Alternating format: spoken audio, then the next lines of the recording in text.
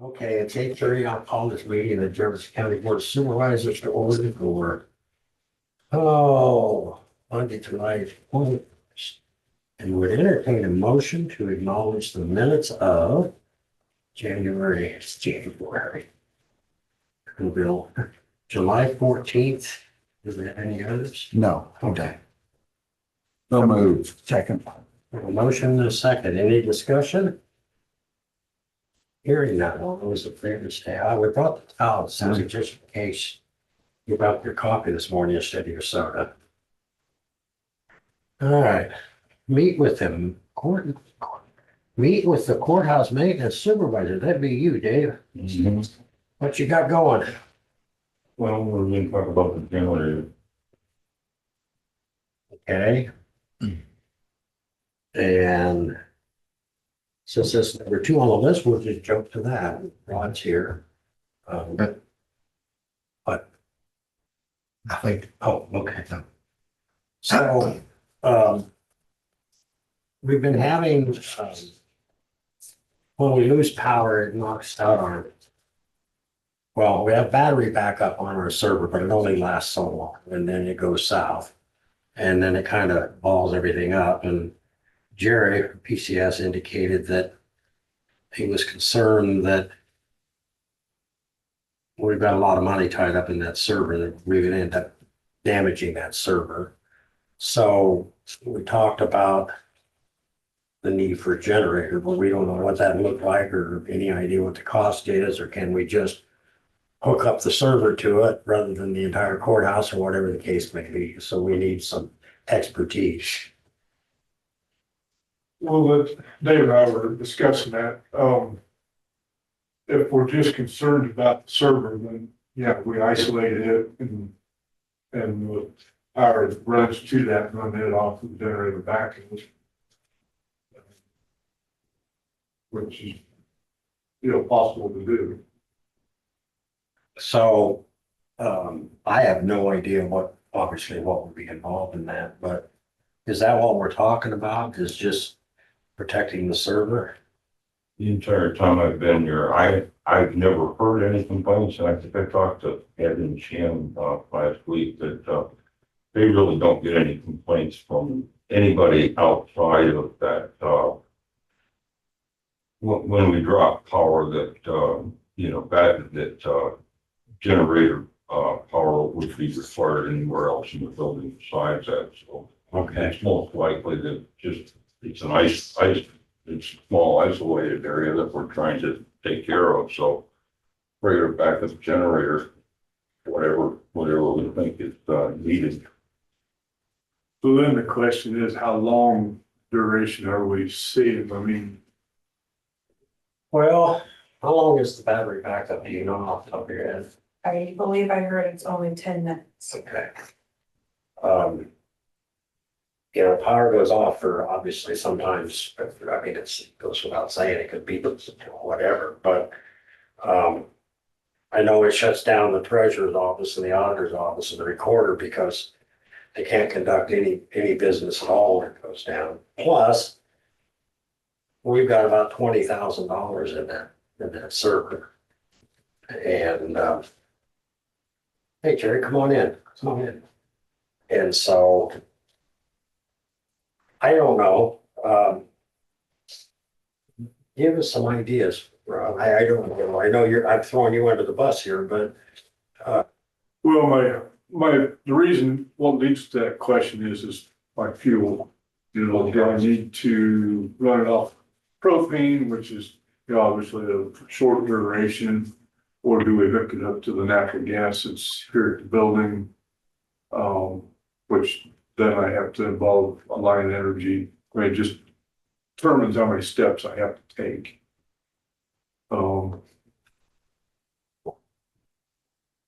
We're not talking a huge generator, so right. It kind of, I'm looking for some guidance, I guess.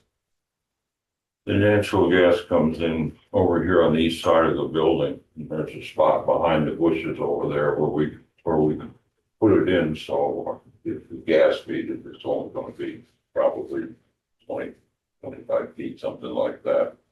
There is a line coming out of there right now. Looks like it's an inch. Looks like it's a 1 inch line. It's feeding something else. I don't know what.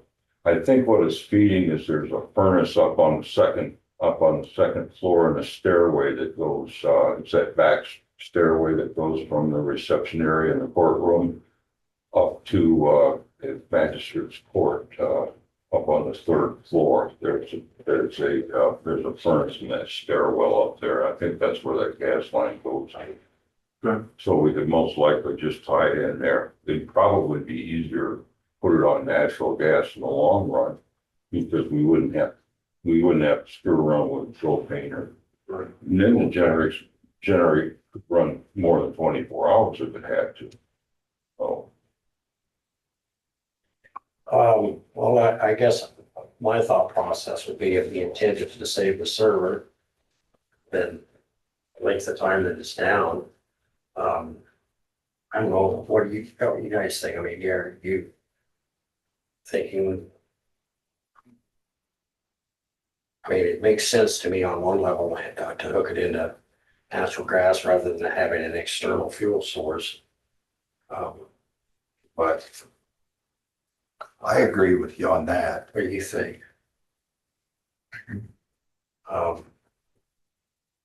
So, A couple of quick questions, and an observation. 25 years ago, when I put in large server installations and small ones, they had the ability for the UPS to send a turn off yourself message to the server. And the idea of saving the server is really just you want to have it be a smooth shutdown, as opposed to you have no more power. Doesn't matter what you were doing. So that might be a more cost-effective, less onerous approach of looking for a different UPS that could send a message to the server and the server acknowledge it and say, I'm going to sleep, rather than trying to keep it up and running for no use other than protecting it. With the generator back up there, you don't lose, business, so you're able to continue to work through the day. For everything that you have connected to the server. But if all your PCs, all your terminals, all your printers are down, Sure. the business and your lights, it's kind of hard to conduct business in the dark. Jerry, It's not for that. The reason why I said, it gets you a backup for the important stuff is to protect your data. They already went through this once and had a storm come through that damaged a lot of stuff, and it took about a week to 2 weeks to get it fully back out. But if all you're protecting is the server, you're not conducting business. Right, So- but it's not for business to conduct business, it's for them to be able to save what they have. But And there there are people that use the server remotely, and this would, having it on a backup would maintain functionality. doesn't, okay, so it's not just the Okay. server then it's the, Well, It's the infrastructure, the servers, the network, the internet stuff. And this stuff already has the ability to turn itself off when the power doesn't, if the power's gone for 15 minutes, and then it will shut itself down. But the problem is the stuff is staying down longer than that, the power's staying down longer. and then it doesn't turn itself. Yeah, off. it's not 100%. The UPSs have software that you connect the machines up to the UPS, software monitors, and then, after a certain amount of time, it'll shut itself down. But we virtualize everything. So the hardware is what the UPS is plugged into. So, what we've noticed is the software that they write is not full. So this is the only way that we felt, that you can protect, what you have. Because it happens all the time here. I mean, for whatever reason, Yeah, you guys are, and it's not just here. We have customers that are over there that have the same problem. So. I mean, yeah, even when there's not, I'm even in a when there's total, not storms, we lose power. if I'm in a tunnel, well, we have a storm, I assume you guys do. Well, we aren't having a storm, but I assume you guys aren't, so I'm not here. So we have to kind of rely on other people. Well, and it doesn't turn itself back on, does it? They're supposed to, but like I said, it's. I mean, because like you had to come over the other day. Yep. And so if this was, if we had some setup, then that wouldn't necessarily be. Yeah, the only reason why I recommended the generator was to protect, the server, the infrastructure, because it's happened, A before. lot, Yeah, yeah. and eventually it's gonna, It even confuses my clock because it turns back. and my thought was, just a small one, just to keep that stuff up and running. You don't need one for the whole environment, because I don't know if I've ever been here when it's actually happened during the business hour. It's always happened on the weekend or at night when you guys are gone. Yeah. So, we obviously don't have a dollar amount or anything. So can we have a motion then to ask Rod to get us a cost with natural gas and that sort of thing to see what we're looking at? Have you got natural gas, you got electric, then you also put on diesel. Well, somebody's got to maintain that, for that one, but natural gas, you don't have to. It's always there. Yeah, I would think that A, that would be safer. B, you don't have an external fuel source and That's true. that sort of thing. And I don't process stuff, because I know other courthouses have these and other businesses that do have these, and I was kind of surprised that this courthouse didn't have one, so. So you need that in the form of a motion. I think so, yes. So moved, Rod, check into quotes, When and using the national, using the natural Yes. gas, yes. Second. that's a second. So all those in favor say aye. Aye. Would you do that for us then? Yes, sir. Thank you. I've got one question for you. We probably have more coming off more than one breaker in there. Is some of any of that stuff gonna have to be reworked so that it's all coming off the same power source? Probably gonna just beat that breaker fume versus trying to isolate circuits. No. We'll go with that, figure it out. Yeah, so anything coming out of that panel will be protected then. Okay, well, you know what it's like down there. There's about 6 panels. So Dave, did you want to discuss and consider, I don't know whether you put this on here or not, discuss and consider carpet in the basement? At some point in time, if we're going to complete the improvements down there, we got the voting coming up in November, and it'd be nice if we're all set up by then. We could, I'd like to get a quote to do the carpet in both those areas, and then at the same time also get one for a tile replacement up in the second floor bathroom where the tiles all torn up. So my question would be, are we, shall we say, moisture free down there now? For the most part, I mean, if you get a torrential rain in that, in the room that's on what would be the northwest corner on the north wall, you get a little seepage in there, but there's a mini split in there, so any moisture that comes in there is dried up pretty quickly. But we had some torrential rains last, in the springtime, and we weren't getting anything in there. Okay. Whenever the parking lot gets redone, we'll correct that problem down there. Do we have any idea what this is gonna cost? No, don't have a We'll clue. see if we get a. I'd like to see. Yeah. So, make a motion for Dave to provide the board with some cost estimates. Well, I'll get somebody from Huffman down here, or maybe, I don't know who else, but we'll come up with some kind of cost. Okay. Motion, I'll second that. All those in favor say aye. Aye. Aye. I just figured that before we start using that area of storage, and then we can't get back in there because the room's, got stuff in there, we might as well take care of it. We keep dressing all this stuff up. You know, if I could say something, What's We that? talked about doing it because we're going to have an election in November. We're having an election in September as Yeah, well. yeah. That's true too, yeah. So it'd be nice to have it done before then.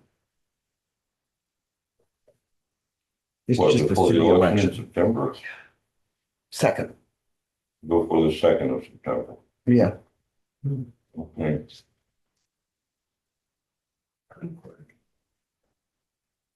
Well, I'll go down and talk to him this week, see if I can get somebody out here and look at it. She's practicing for November's what she's doing, so she's having one in September just to see if she can work the bugs out. We'll figure it out one way. I got this. I need a little shovel. Okay, We did, we did get those mini splits installed upstairs. We still, the units were a little bit larger than the other ones because we wanted to, make sure that we had the right airflow up there because those rooms are packed with people and that kind of thing. So we've got a little bit of work on the ceiling to do, and either I will do them when I find the time, or I'll get somebody else to come in and put them back together. okay. All good? Yeah, anything else for Dave? Mhm. All right. Dwayne, Good morning, supervisors. Good morning. See, we're working on contract rock, which we can do when everything's wet. We're not working on the bridge replacement on 165th because it's a little soggy. Other than that, we're just doing general maintenance. We put rock on over the areas on 146 last week, got that dressed up again. We've got some shoulder work to do over east of Lockridge. There's a fairly steep slope there that we're gonna have to do something different than what we have to provide some larger erosion stones. When we took that curb off and provided a shoulder, we're channeling that fairly high velocity water along the edge of the road, so we'll have to put some larger erosion stone underneath it to slow the water down, so we don't continue to have the shoulder washings. Other than that, working on easements for the Grass Tree Bridge, so hopefully that's December letting, and plans for Libertyville Road, which is a September letting, but I'm probably gonna get it kicked back to October. Just, so I don't think I'll have plans ready for a September letting. Other than that, everything's fairly quiet in the road department. suppose our bridge work has been delayed again. Yeah, and they're pecking away at it. Is the creek way up by it? It wasn't the last time I was there, but we had 2 inches of water or rain over the weekend, so I'm sure it is. The rain is good for the crops. It's not good for bridge work. Oh, I went to Artie's on Saturday looking for Susie. And an entire 20 miles, it just poured and poured. And I never did see it, but I figured it was because of the rain. It was hard to see. How was the Skunk River? It was up. Wasn't out, but it was up. So. Yeah. I think so. Got a question. Yes, sir. I'm getting several phone calls. This reclaiming you're doing out in my area with the maintainer, Mhm. what are they planning to do with that? Pulling the material in. No, they're running that reclaimer, pulling that shoulder in. What, they're wanting to know what you're planning to do with that dirt. I honestly don't know. Usually we find a washout, we put it in. No, it's all along the road. Along the He's edge of the road. pulling it all in. Okay. Some roads, it's a lot of gravel, some roads, it's mostly dirt. A lot of the times they'll let it dry. And so you leave it in the windrow and let the vegetation dry out. Then you work it back and forth across the road and get, that way you can get the dirt and the vegetation separated from the rock, and then the dirt ends up back in the ditch. Okay, And ideally, the rock ends up on the road. Okay. But, you rock the road, then you blade the road, then you plow snow on the road, and that rock ends up getting pushed out to those edges. So a lot of that stuff that's along the edges of the road has a lot of rock in with it, so you try and get it sorted out as best you can. all right, well, I've had several phone calls. Thank you. I'm not a fan of having windrows of rock on the road. A lot of counties will do that. They'll put rock on the edge of the road so that they can bring it back in. Personally, I just assume have the rock where they're driving to start with. That's what it's for. But when you're pulling those shoulders up to try and salvage the rock that gets put back in the ditch, you have to leave it there for a while just to let that vegetation dry out. Otherwise you can't work. Yeah, thank you. Ideally, we wouldn't need to do that.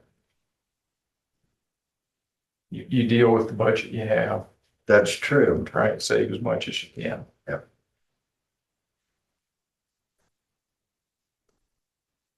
Anything else for Dwayne? Susie? Nope. C, discuss and consider updated bridge posting. Oh, I can get back here for that. We have a number of bridges that are legal for 80,000 pounds, but they are not legal for the governor's harvest proclamations or the upcoming all systems permit that the DOT is going to allow that will allow for heavier vehicles. So we will be posting the listed bridges. There's a handful of them for a maximum of 40 tons for tractor trailer vehicles, and then I think 28 tons for straight trucks. But it's basically so that if somebody who has the all systems permit does not check the state DOT's website like they're supposed to, which will show those bridges is not valid for that permit. This way, if they're driving down the road, they will be posted that they can't cross it. So it's kind of a belt and suspenders. They're supposed to look at the DOT's website to verify their route. But this way, if they blow that off and just think they can go anywhere, this is a warning that they can't actually cross those bridges. A motion to approve. So moved. I guess I should read we're talking U Avenue north of 210th Street, Redwood Avenue south of 136th Street, Jasmine Avenue between 140th Street and 155th, and Columbine between 145th Street and 150th Street. So I have a motion. We have a second. I second that motion. Discussions? All those in favor say aye. Aye. Discuss and consider fiscal year 2026 secondary roads fund transfer. This is something that we do each year out of rural basic. So I'll read the motion. The following amount to be authorized to be transferred during the fiscal year July 1st, 2025. The June 30th, 2026 transfers are to be made monthly and shall not exceed in total for the year $1,120,000 from the rural basic fund to secondary roads fund. Let's see, it shows the amounts on the percentages.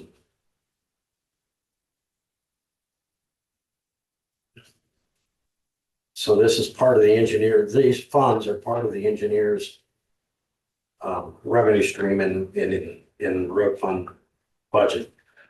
At the Board of Supervisors at budget time sets the amount to be transferred from rural basic towards that purpose. And it's consistently the 1.1 million dollars. We have a motion to approve. So moved. Second. Discussion? Hearing none. All those in favor say aye. Aye. All right. Oops. Discuss and consider the subdivision of lot 1 parcel A.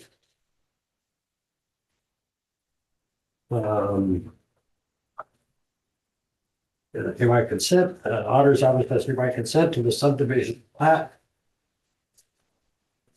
Name of lot 1 parcel A, lot, 2 lot subdivision. Let's do that, sign that.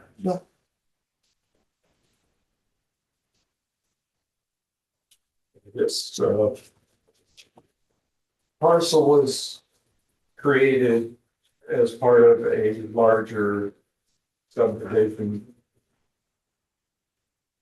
Long enough ago that if it had been into an aliquot part, we could have just done it as a simple split, but since it was subdivision lot, it requires the minor subdivision, and they're basically separating out the homestead from timber area and providing a access easement into the property. The code requiring a minor subdivision for it, but it's nothing fancy and definitely nothing out of the ordinary. I make motion to approve. I'll second that. Any discussion? Hearing none, all those in favor say aye. Aye. Oh, same sign. Well, this part of the same. Okay. Oh, you want me to sign that, Dave? With the secretary? Yeah. Okay. You're the only one that needs to sign it, right? Yep. That's what I thought. You can mow the lawn.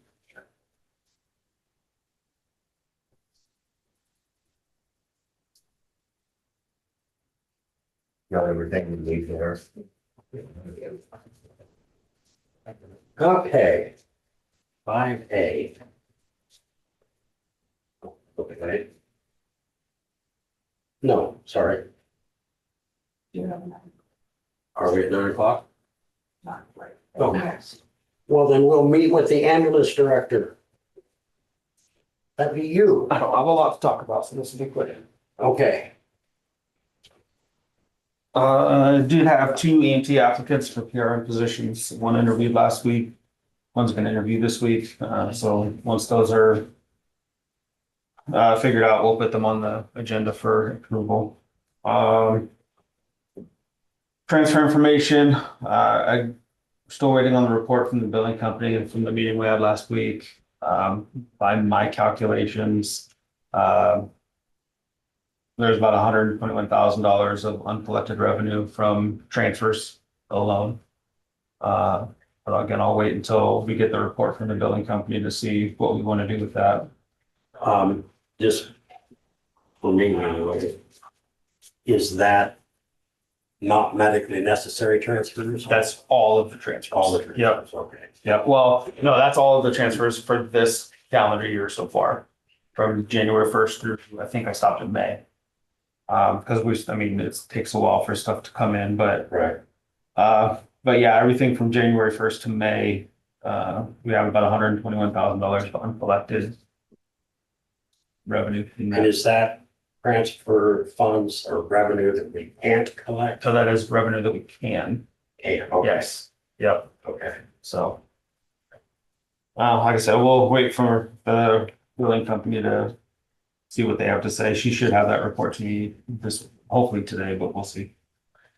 Other than that, I apologize. no, that's okay. So that we can collect, but we haven't collected yet? Correct. And the reason we haven't collected yet is considering that we're in July, and you're saying that's through May. Some of those. You guys need anything else from me? No, I think we're Okay. good, Jerry, All right? right, let me know if you need anything else. I think so. Thank you. Yep, see you guys. Insurance payments, Okay. self-pay, Okay. some of that stuff takes a while for it to collect, but that is just out, that's outstanding. Yeah, it's been billed. Though. Yes, it's Okay. been billed. Yep. The troponin test, still waiting on that. Dr. Moreno's kind of dragging her feet, but we'll see how that turns out. As far as the training program, still nothing back from the state yet. Hopefully we're getting closer. I've reached out to another physician to see if we can go a different route for a medical director for the training program. She seems to be on board so far, but we're still trying to work with her and see what else we can do. So other than that, we're just trucking along. And we think they'll get to start on the ambulance this week. I hope so. Still waiting on the report back from the adjuster, but I think they're gonna coordinate with Max to get things going. So. Anything for Josh? All right. 9 o'clock. Meet with Brian Rainier and Leslie Todd with Aflac. Oh, there they are up there. Morning. Hi, Hi, what's Lee. up, Lee? Would there be the ability to share a presentation with you guys? It looks like sharing is not turned on with Zoom, and if not, it's okay. Which one has the presentation? I do. Wesley.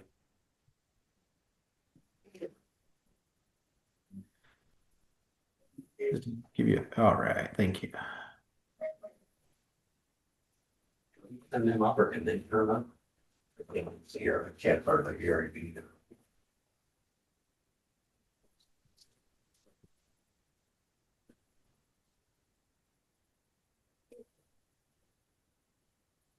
You see that okay? Yeah. Awesome. Well, Ryan and I really appreciate you guys taking some time just meeting with us. I'm going to take a few minutes and just go through who we are, what we do, and then obviously we'll get into cancer products and how we help businesses and organizations like yours. Just a little background. We pioneered voluntary benefits back in the 1950s. Came out with this product that covers cancers. It's basically separate from what health insurance is. Today, we are the worldwide leader in that space. We actually insure more homes than every single competitor combined in the world. And so we definitely own this space. A very ethical company. Some of the things we really like to hang our hat on. One of the world's most ethical companies for almost 20 years, one of the most admired companies worldwide for well over 20 years now. Bottom line is we pay our claims. We don't, mess people around. Aflac is also in this space, never raised rates. So 70 years in business. So very, very good about what we do when it comes to taking care of people in their, in a lot of times a really difficult time. So this is one of the challenges. Everybody's heard of Aflac. That duck helped us. I remember when the duck came out. I was just coming out of college, and it was a wild time. But I would say fast forward 24 years, not a lot of people necessarily know what we do. Many times people think we do home and auto, or we think we maybe do something with health insurance. Our products are indemnity in nature. And so what that means is they pay a cash benefit to people when something happens to them. So our products are not designed to pay providers. They don't pay doctors. They don't pay hospitals. Everything that we pay is directly to the policyholder, which would be the employee in this scenario. The employee has full discretion where those funds are spent. So they can use it to cover deductibles and out-of-pocket expenses, or they can use it to pay their house payment or cover travel expenses. It's something that we see a lot of where people maybe think that this just covers what health insurance doesn't cover. It doesn't, that's not the case. So these don't coordinate benefits. So on a typical cancer claim, just even on average, this cancer product's going to put about $20,000 in someone's hands if they're diagnosed with a typical internal cancer. And that ranges. I've paid cancer claims of almost $100,000 to people. And so many times people are like, well, what are they doing with that money? We've all known someone, I would assume you've all known someone that's gone through cancer. it's incredibly expensive. Most people are just vastly underprepared for the non-medical costs. And what those would be is travel expenses. So when we see people that are diagnosed with cancer, most of them want to go to University of Iowa or they want to go to Mayo Clinic. And they're driving back and forth at least 40, 50 times. Gas isn't covered under the health insurance. Hotel bills are not covered under the health insurance. While the employee may have access to disability coverage or a strong PTO program, who's taking them? Their spouse or a family member. And so we see people missing multiple incomes when they're going through these types of things. There's also the food. So eating out or they're put on a special diet, which can get really expensive. And this is ongoing. So this is typically something that we see people deal with for a period of 2 to 3 years, if not longer. And so just kind of explaining what it is that we do and how our products work. This is kind of our portfolio, lots of different options, coverage for injuries, coverage for cancer, critical illness would be like the heart, the stroke types of plans. Obviously, dental and vision, very strong products, life insurance, disability hospital. So all of our plans are a la carte. Employers can pick and choose which products they want to offer to their employees and make them available. And I guess here's some of the benefits when it comes to from an employer standpoint. It doesn't typically cost the employer anything unless they choose to pay for a portion of it. We handle all the legwork on it. So we meet with employees, we educate them, if they want products, great. If they don't, we'll usually capture waiver. It is pre-tax. So there is some savings from the employer standpoint on FICA and FUTA. Even though you're not paying for it, you'll save some tax dollars just by making this available to employees. So here's the numbers. You've probably seen this in Iowa. We're currently the second highest rating for diagnosis rate in the country, projected to be #1 in cancer diagnosis in less than 18 months. I've been in this business for 24 years working with Aflac, and every single week I have someone that calls me, it's been diagnosed with cancer. And it's tough. Last week, it was a gentleman diagnosed with prostate cancer and sat down with that gentleman for about 30 minutes, went through his diagnosis. Obviously, he's scared, worried about just all the things that go along with it. And I said, hey, it looks like Aflac's going to cut you a check for about $30,000 to get this thing started. And the guy stood up and gave me a hug.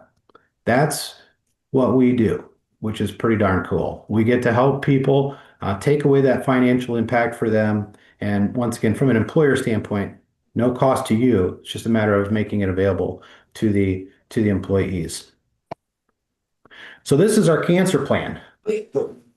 There's no age bands. So any employee, regardless of age, 18 to 75, can pick this plan up. Same cost for everyone. We cover the children at no additional cost. These are guarantee renewable and they are portable, meaning many times you have an employee that will retire. They can keep these plans and they'll keep the group rate that you guys have forever. We have a guarantee issue option. This one's hot off the press. So this literally was, I just found out about this in my 8 o'clock meeting, that Aflac is doing something that they very rarely do. They are offering a guarantee issue option on this plan for the remainder of this year.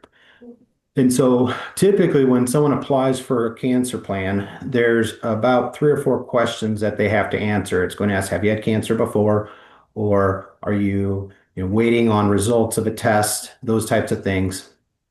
And if they answer those in the affirmative, that they can't get the product. So Aflac is waiving that for right now for companies that have at least 35 employees, which you do, and making it available. There's no increase in cost. A typical question is what if someone has cancer? So typically without this option, they have to be cancer-free for 5 years before they can even get the plan. With this, we will issue the plan, and once they've been 2 years, then we'll start paying the benefits on it. A couple of other pieces on the cancer plan. It pays a first occurrence benefit. So it's a large amount of money that it pays them up front. And then every year that they have the plan, it's going to increase $500.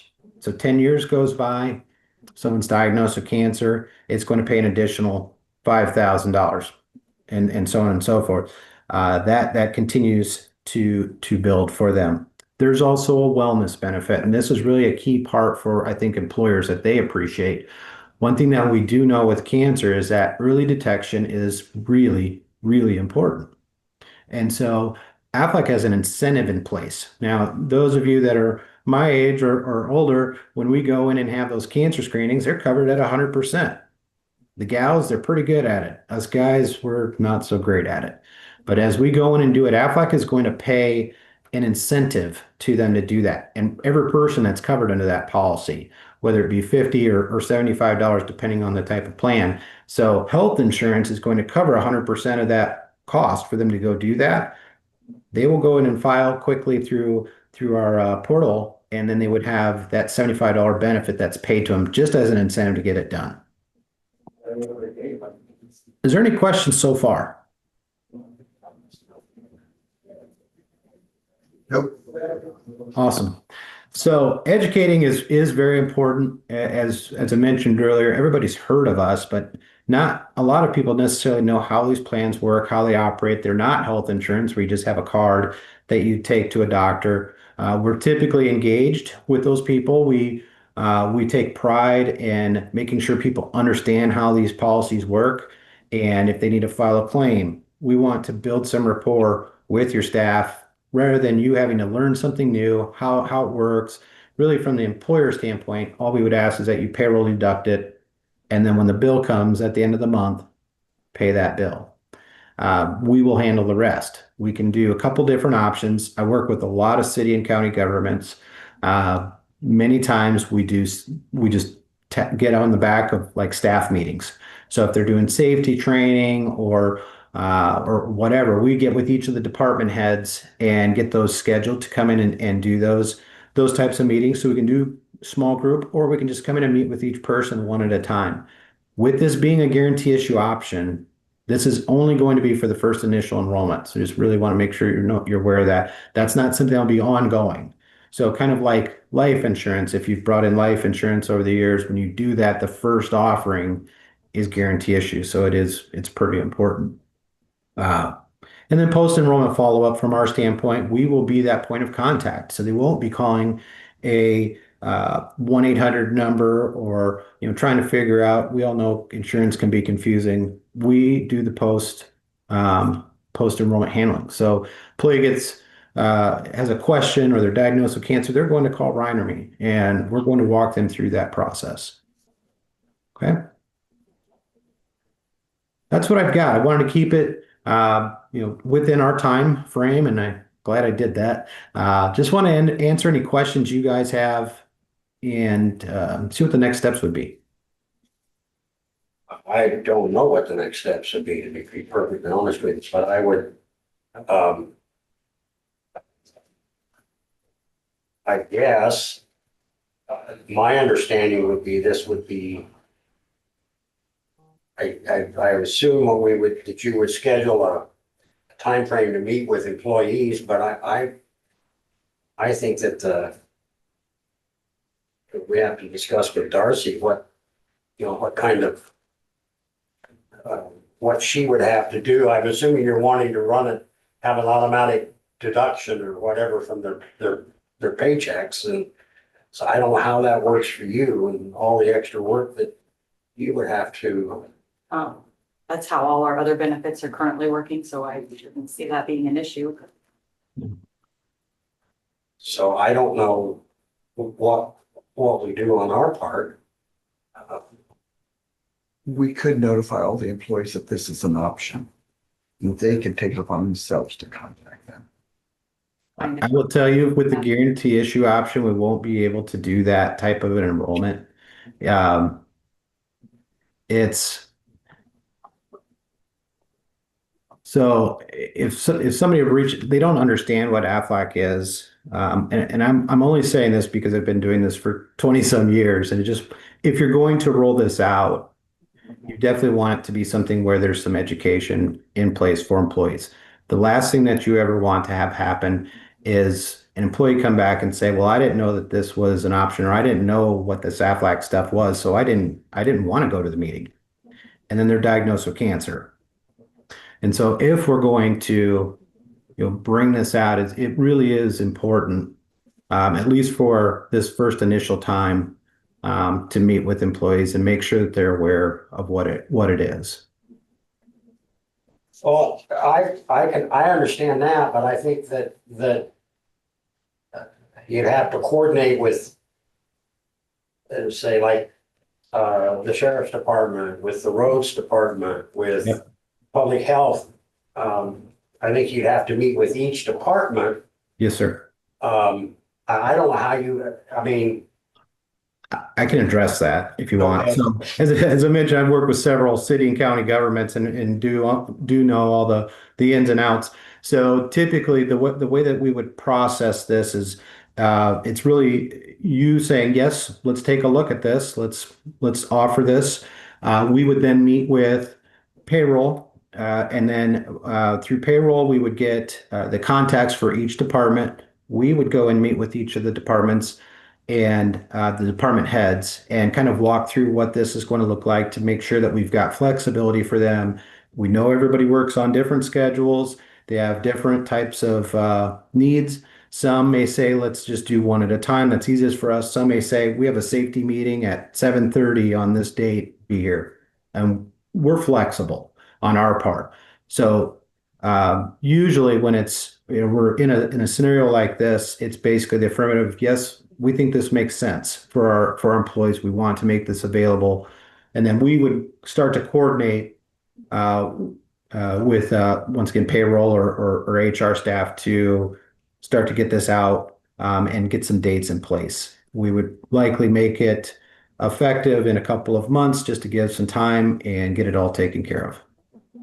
so I got one quick question. Is there a minimum number of employees that you would have to enroll? That's a great question. The answer is 3. And what we typically would see with a county is between 30 and 50% is usually what we see that are interested in a cancer product. So we're not concerned obviously about the 3 people. It's just a matter of working with your guys' schedules or the department head schedules to make sure that employees go through this process. And to also talk about that process, it's about 5 to 10 minutes. So this isn't something that takes a lot of time. It's a fairly quick overview for them. Employees, have some materials so that they can make an informed decision.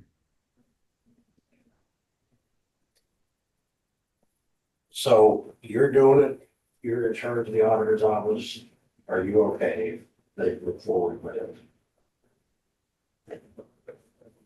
I'm sorry. I mean, I think it's something I'd like to reach out and find if we have an interest from the employees.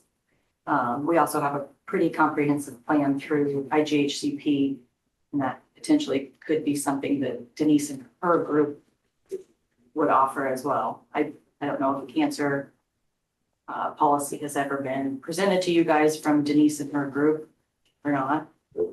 Not that I'm aware of, I'm not seeing an ad. Something that they offer. So, Definitely be worth exploring and finding out, like I said, what interest we have among our employees.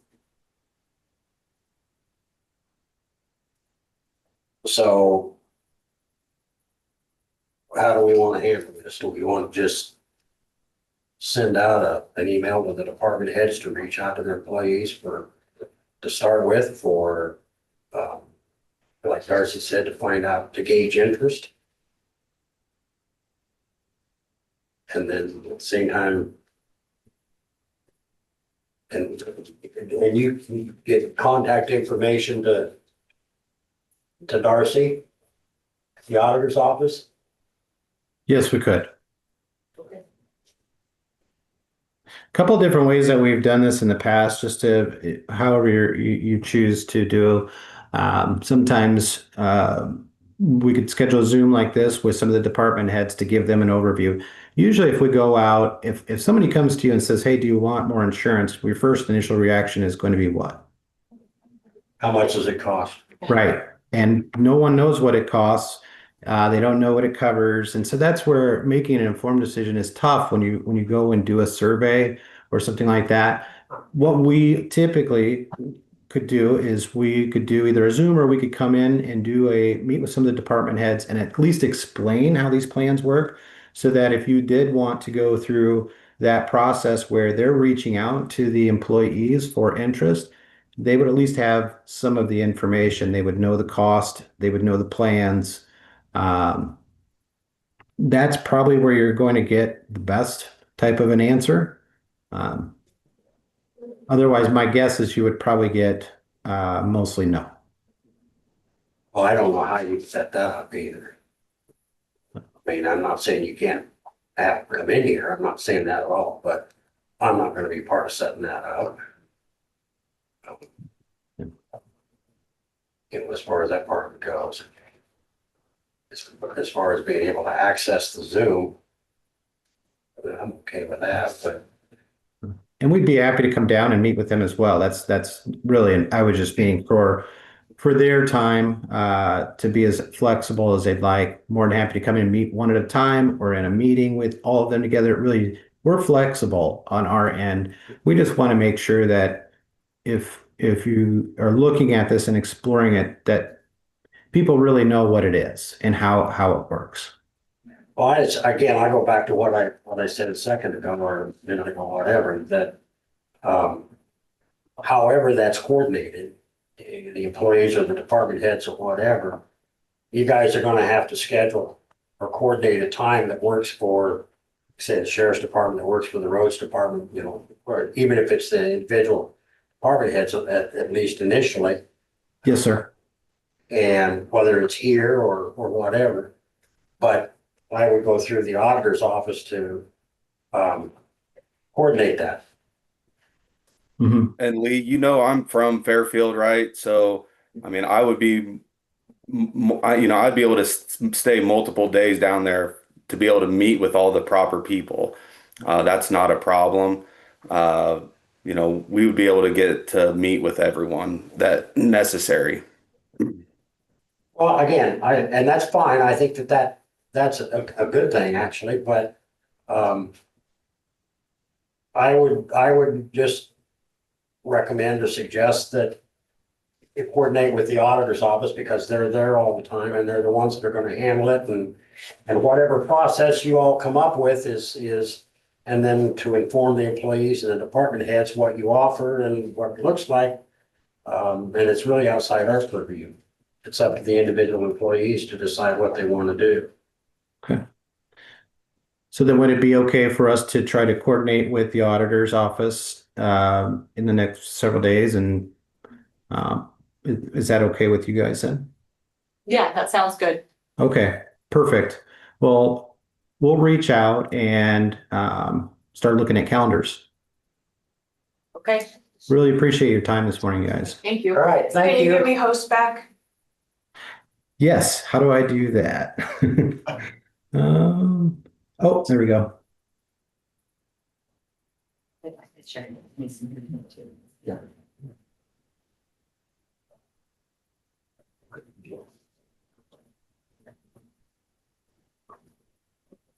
So I see the host tools. Do I just If you suspend? click on us. Well, I guess I don't know what it looks like on your end. I'm sorry, let me. Oh, I found it. Thank I you. just, all right, thank you. Okay. Good rest of the day. Okay, discuss and consider request opioid funds that is determined that Alex from the library indicated that what they were looking at, exactly how to explain it, but they don't need it anymore. Yeah. So, Dropped it. yeah, so we'll table that or So he's whatever. withdrawing. Withdraw, yes, thank you. Next on the agenda is discuss and consider property taxes at a 703 South Maple and Fairfield. I would ask, sir, you can come on up. If we could take a 2-minute break, or you guys can start having the conversation, but I'll give you 3. I have to see if all the rooms are still available Okay, downstairs. all right. Should I wait?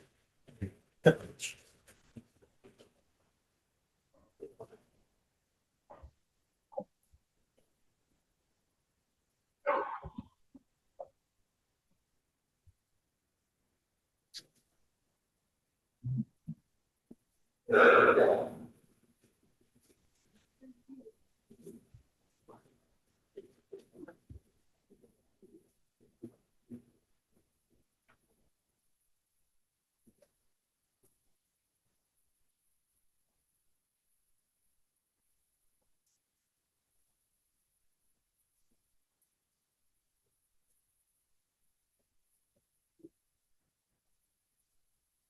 need to sign that.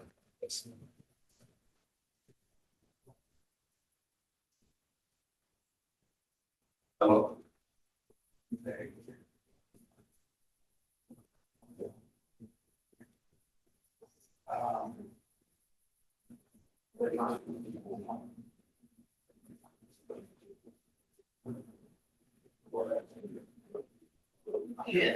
you, Mr. Paul. Yeah, there you go. Bad. I don't need it. It's just supposed to be. It's initial. Oh. Just for insurance. Yes. I'll let you know. Okay. We should time it. Tomorrow when he comes out. Yeah.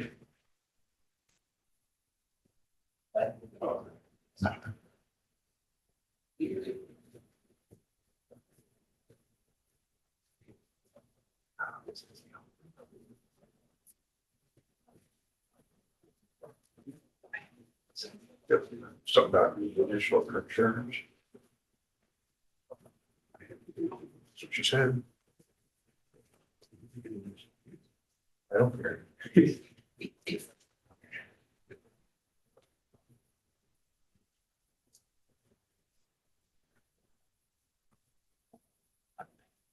That's what.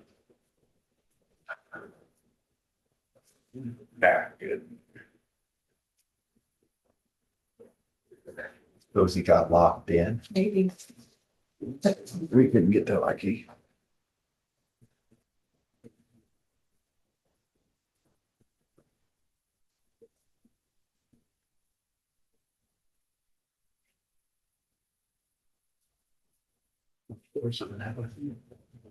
Our budget's a lot smaller. I apologize. No problem. All right.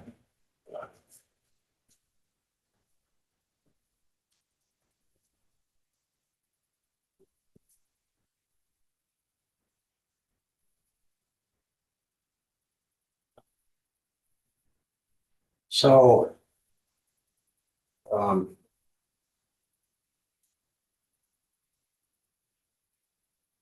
you are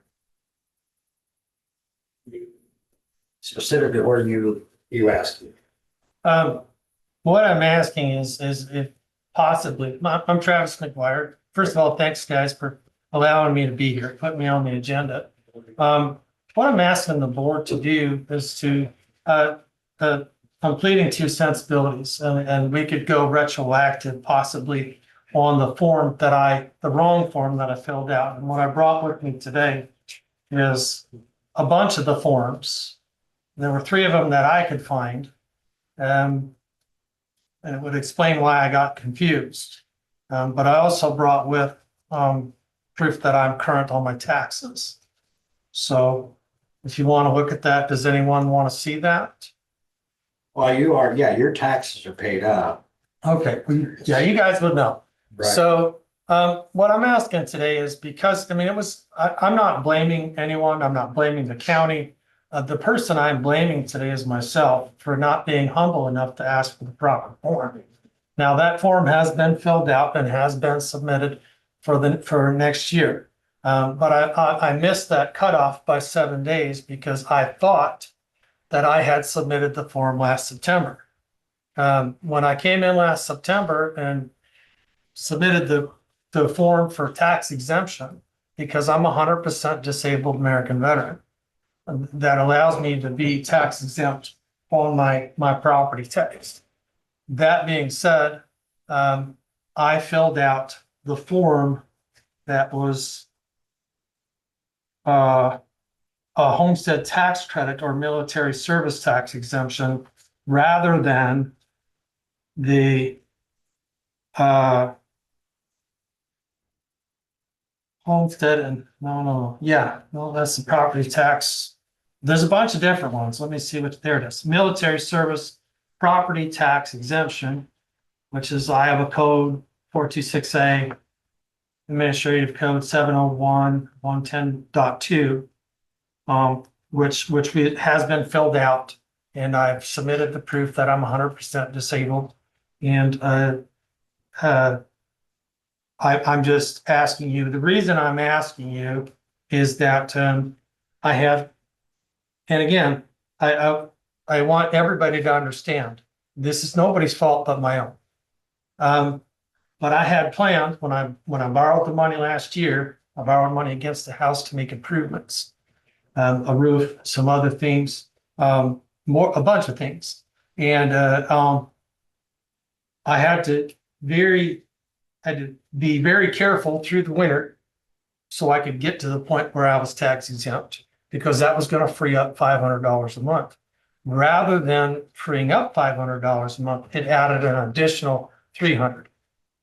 So I went from paying $500 a month to now paying $800 a month on my property taxes. Now, I understand because of where I live, that puts me in a position where I'm going to have to pay more property taxes. I'm not blaming anybody else. But what I'm asking today is if the board would possibly consider taking that form that I was a week late on and had the wrong form. And I admit that I submitted the wrong form. If the board would show some compassion and please allow me to do that retroactively. So, just for the record, I'm not 100%, I think I'm right. It was due July 1st. That's correct. And so we pushed you out to July 21st because you made contact a week earlier. So you didn't get it filed until, The 7th of July. all right, okay. And so, but just so everybody's clear, you're just asking for us to accept the form that you filed late as if it was filed by July 1st. Yes, And then you understand that that doesn't impact your taxes for the current fiscal year, that it's a year out. no, I did not understand that. Right.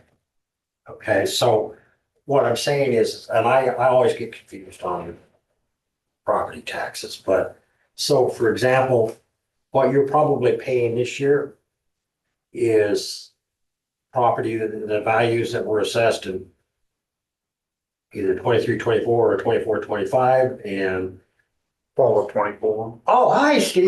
There's the assessment of 24. Right, okay. So am I right that this wouldn't, You wouldn't see the no taxes till fall of 26. Another thing that I've found out is you cannot post date it. okay, You can abate. If you chose to abate taxes, that would be up to you, but you can't post date it by law. okay. But you can certainly abate if you choose to. So let me ask you a question then. When you say abate, Couldn't do anything now because there's no tax. There's no taxes due, but when taxes came due, you could abate. okay. So let me. Semantics here, Yeah, okay. Just say for sake of argument that I could post date. Yep. But just bear with me on this. I'm going to get here because Abby told me how to do this. So then come whatever date it is, there would be no taxes due because, or you would have to post date it a year and however many days. oh, okay, I thought we just posted it back to July 1st. That won't get you anything till fall of 26. Exactly, but that's Yeah. what I'm talking about. Yes. Yeah, So basically you're looking to abate 2 years worth of taxes with this, which we don't know what even taxes are going to be yet this fall. but if That's you, still oh, worse. okay, I didn't ask the question right. if I had got it filed by July first. Yep. That would affect my taxes that would be due and payable when? Fall of 26. Fall of 26. So even though I can't, you're saying I can't backdate it to July first. I don't believe so. You could ask Chauncey and No, Elizabeth. that's this would be okay. there. I'm okay with that. But for sake of argument, if I could. Yep. Then I would be exempt for those taxes that would have been due and payable in the fall of 26. Correct. So. If we were to abate my taxes that were due and payable in the fall of 26, when they come due and payable. Would be no different than if we had backdated it, even though we're not allowed to make it exempt. What I don't know, I guess for sure, and this would be more of an auditor question. Is there any reimbursement on that money from the state?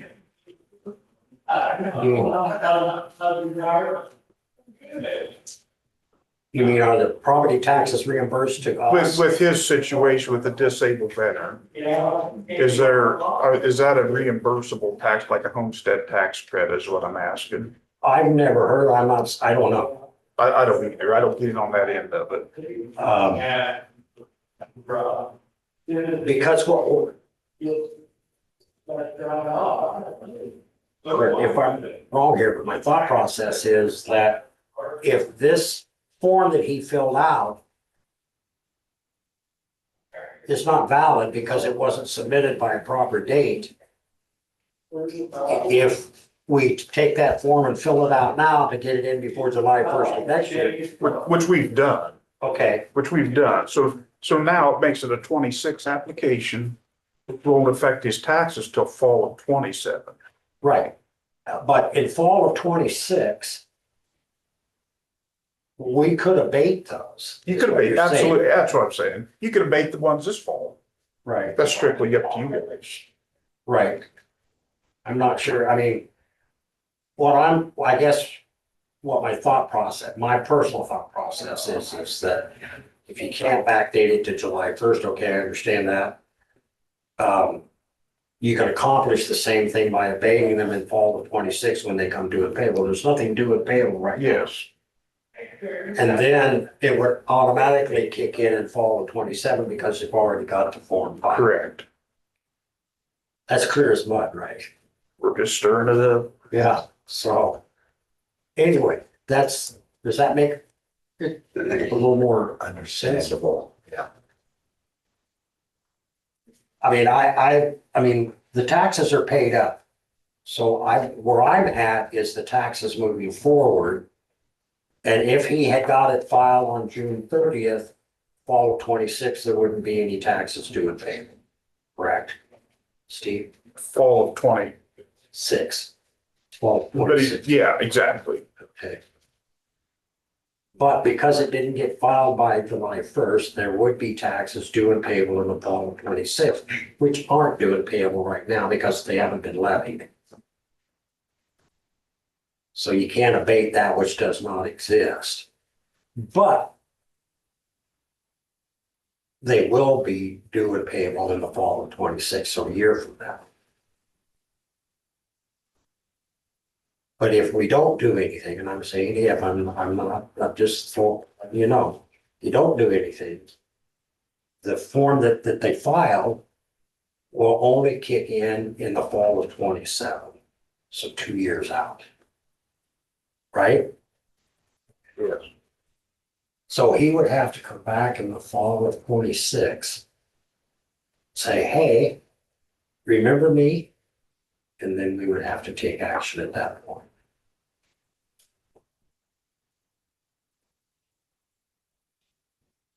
So there really is no action to take. Not really today, not till there's taxes due. And then he would have to fill which is in the auditor's office, as an application that you get in the auditor's office for an abatement. I don't think. Right? I don't know what that is. Well, abatement just wipes it out. Oh, Okay. Okay. So they're abated. It's not a suspension, it's an abatement. So when you abate the taxes for fall of 26, they come due and payable in fall of 26. Your application or your form or whatever for your disabled veterans exemption won't kick in until the fall of 27. So the question is what we do for the fall of 26. That you're a year out. Yeah, because these are already, yeah, this is already ready to go. These will be paid on the 30th of September for this year. That's all ready to go. Right. I was just trying to address what's going on for The 20 next year. Yes, So Yes. the answer to that question is because we can't, there's no action to be taken because there's nothing yet. Once that becomes levied and due and payable, then there's an application in the auditor's office to abate those taxes. And then there's no penalties, there's no interest, there isn't anything. It's not a suspension, it's an abatement. So, and then the following fall, your disabled veterans exemption kicks in and it's and that's it. right. So you would have to file an application for abatement, which you can do through the auditor's office, come back on the agenda. And then it would be a discuss and consider. But we can't abate anything today because you don't know anything because fall of 26 hasn't been levied yet. I understand now.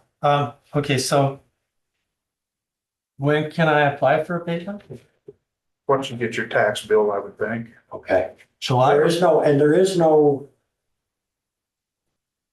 it isn't like a July 1st deadline or anything. of It's that. not. Okay, so Okay, you come into the audit. So like he said, when you get your tax bill in the mail for Next year. for next year, you come in at that point, fill out an abatement application, all this information that we've discussed today, you know, that okay, your veterans exemption, the disabled veterans exemption, all that. Okay. That comes before the board and then action would be taken at that point. But there is no required filing date per se, like there is on homestead exemption, veterans exemption, that sort of thing. Okay. And part of the reason for that is because all of this stuff has to be in the works. Because we're, I guess I'd say a year behind, so to speak. So does that make sense? it does, and he did explain it. Not that well, but I had the gist of it. Very complicated, but when does the bill come out for the taxes? Is that January, February? August. Oh, I think August, yes. so I'll see it in the mail this August? You'll see a bill for 25, Okay, fiscal year 2025. Correct. Yeah, which you were just talking about. Right, But the other one will be, Next August. so I gotta wait until I get that, Yes. and then I can come in Yeah. and fill out my application. Yeah. Okay, and it'll be on the agenda to discuss and consider. And you probably will have to, Steve will be here and whatnot, you'll probably have to, as we're always, you probably have to hit us upside the head to jog our memory, but we'll have all that information. And then, and moving forward, then again, like I said, there'll be no penalties, no interest rates of that nature. And then your application that you filled out for the disabled veterans exemption automatically kicks in. Now, does he have to do that every year? No, that's just a one-time thing. Okay, so once you've got that and that's in the works, so moving forward, then that'll just automatically take over. okay. Clear as mud, right? Yeah, it's pretty tricky, man. Yeah, but you don't, again, there is no specific deadline. So if you don't come in by August 15th, see what I'm saying? In other words, I do understand, sir. okay, Okay, all right. I appreciate it, sir. all Thank right, you. thank you. Thanks for your time. Yep.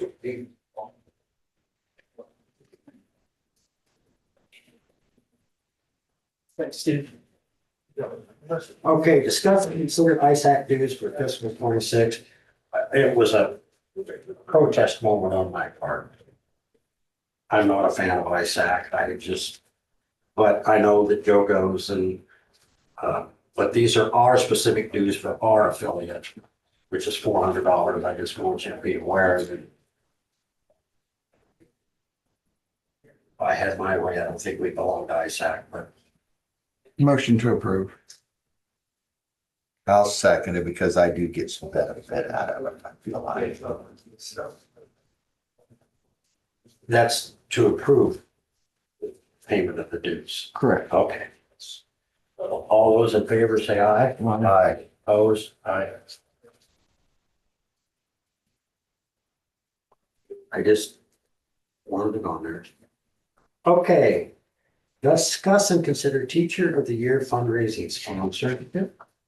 Okay, Have we done this before? not that I'm aware of. It's a letter, I'll read it. Yeah, I would love for you to do. What'd you say? Shannon did have the question about what the public purpose would be. I don't know the answer to that. So it says subject, celebrate and support Fairfield's teachers at this year's golf outing. Then it has my name. Thank you for your continued support of the Fairfield Manufacturers Association Teacher of the Year Award Golf Outing. I confess I was not aware unless this happened sometime before I got back on the board. And before I got back in. So for 14 years, your generosity has helped us recognize and celebrate the educators who shape the future of our community. I honestly don't remember that. This year, we're making the event even more meaningful. We're proud to announce that the 2025 Teacher of the Year fundraiser will sponsor 2 teams of local teachers to participate in the tournament, giving our business community a chance to connect directly with the educators who inspire our youth every day. Too often, teachers feel isolated from the broader community and the businesses feel disconnected from the classroom. This event is our opportunity to change that. By sponsoring this year's outing, you're not just supporting a fundraiser, you're investing in a person, a profession, partnership between education and economic development. The 2025 golf outing details our event, 4-person best ball, 9 holes. I suppose people who play golf know what that means. Date Friday, August 15th, 2025. Location Fairfield Golf and Country Club, time 4:30 p.m. Major sponsor $600, includes 2 players, a cart, signage, and recognition. Teacher team sponsor $300, fill their carts with company swag or thank you. Hole sponsor $200, includes signage at 1 hole and recognition in the program. Let's make this year's event the most inspiring yet. Join us in celebrating the incredible educators who make Fairfield a great place to live. Warm regards, Ed Malloy, Executive Director. So there you have it. I don't know the first thing about it. I mean, I understand the teachers' awards, but I don't remember getting this. I've been doing this for 16 years. I don't ever remember this. No, I don't either. to me, it would be more appropriate for us to award somebody to for the year rather than go through the first. Say that again. You didn't hear me? No, she was gonna hit me, so I went back. It was that. I said, I think, in my opinion, it would be more appropriate for the supervisors to award somebody Teacher of the Year as opposed to going through this. Yeah. I do think that it might. Yeah. So I hate to do negative motions. So, but I don't know how else to do it. Just drop it. Not that this isn't a worthy cause, but I think we should have known about prior. So, okay, so just just table for lack of motion. That's a motion. See that? Don't overdo. I'm not. Throw my back out. Oh, there, smart.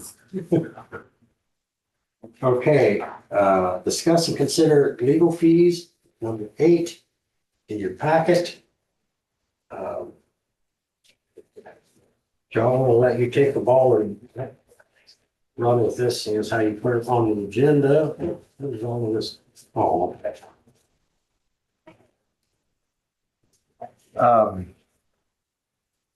Before you have a list of the costs that BART has incurred trying to protect himself, and he has come to me and asked for reimbursement of these fees.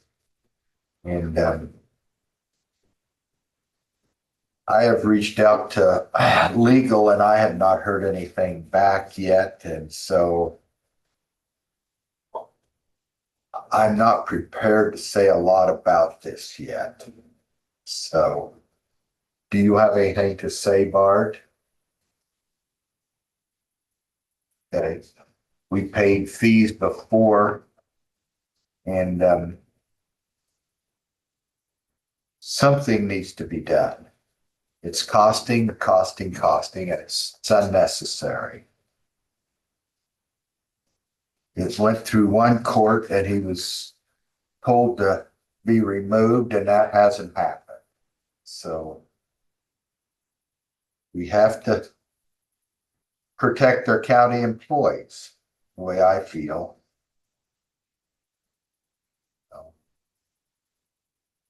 I don't know what to say. Anybody else have anything to say dealing with this? Yeah, I've got something to say. Oh, Morning. So I wasn't actually asked to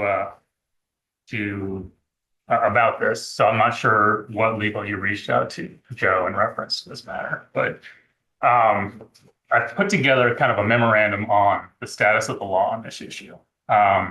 So it does address the legal permissibility of and public purpose implications of the Board of Supervisors authorizing taxpayer funds to pay the legal fees incurred by the sheriff for a personal lawsuit that he filed against Jefferson County. Sheriff Richmond was previously given $40,932, it's my understanding, in county funds for attorney fees that was contrary to the legal advice that was provided by my office and others. He's now apparently requested an additional approximately $7,000 for appellate costs. And so basically, I'm just here to set forth the status of the law. Such expenditures are not only unlawful, but they constitute a violation of the public purpose doctrine, and they may be subject to recovery. And that's what I need stress for you then. For background, he was placed on the Brady Giglio list due to concerns regarding his interference with an investigation into an alleged unlawful use of force by a deputy. He filed a lawsuit against Jefferson County in his personal capacity, alleging reputational and employment harms. He's the plaintiff in the action. Jefferson County is the defendant. And despite receiving legal opinions from the Jefferson County Attorney's Office, as well as opinions from the insurance attorney for ICAP, there was a payment that was made several months ago for that $40,000 some odd dollars. He's now requesting an additional $7,000 for appellate costs. There's three issues here. Attorney's fees are only recoverable when authorized by law. And specifically, the statute in question does not authorize attorney's fees. ADF.1 provides for an appeal. However, it explicitly disclaims the creation of any private cause of action and does not authorize the recovery of fees. Now, the duty to defend that you just referenced, it does apply when an individual is acting in their official capacity. However, this lawsuit was done in his personal capacity. Again, the county is the defendant. So essentially what's being considered here is the county paying a private lawyer to carry forward a suit by a officer acting in his individual capacity against yourselves. There's no duty to defend and no duty to reimburse. And the key to this, the key issue here is the public purpose doctrine. Public purpose doctrine requires that any expenditure of public funds be done for a public purpose. Now, there's a case on point here. I'm just going to read it verbatim. A public officer may pay out public funds only when the law requires or permits him to do so, and only in the manner provided by the statute. But the statute directs the manner and method of payment. A public officer, that would be the board, has no right to give away public funds and must deliver such funds or property to the public official or function for whom or which they were intended. Any public officer who wrongfully withholds or misappropriates public funds or who pays or authorizes the illegal payment of public funds is personally liable for such misappropriation or illegal payment. Thus, it's been held that a public fund dedicated for a special purpose may not be diverted to any other purpose except by the authority by which it is dedicated.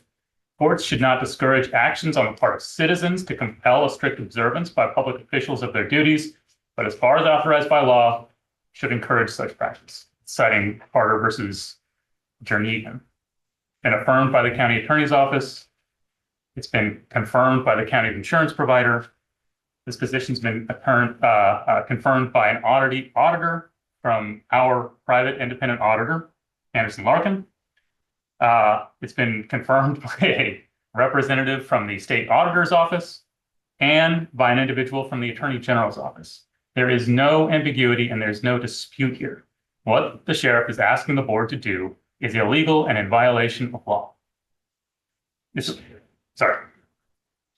My final issue here is the clarification with regard to House File 862, which I think you referenced, Lee. Yeah. It doesn't retroactively authorize prior payments. It doesn't apply to lawsuits initiated by county officials in their personal capacity. And it was not designed to reimburse plaintiff's attorney's fees. It's not relevant to this case. What that does is it authorizes when there's conflict, the hiring of counsel, but not to sue us. That's not the intent of that statute. The consequences for authorizing an unlawful expenditure would be that they need to be repaid. The state auditor and the attorney general may intervene, compel repayment, and enforce compliance. It's my recommendation to the board here that all competent legal authorities have told you that this course of action is against the law. The board should seek repayment of the prior illegal authorized payment of $40,932. It should be reviewed for recovery. And any additional expenditures would just compound the liability of the county here. It's the board's obligation to serve the public interest and uphold the law. And my office does stand ready to provide further legal advice or to assist in any recovery. So I just needed to reiterate where the law stands on this because it is black and white. Obviously, the board can take whatever action they deem appropriate, but I would have felt remiss in not doing my duty to provide you with the best advice and what the status of the law is here, because an illegal payment has to be recovered.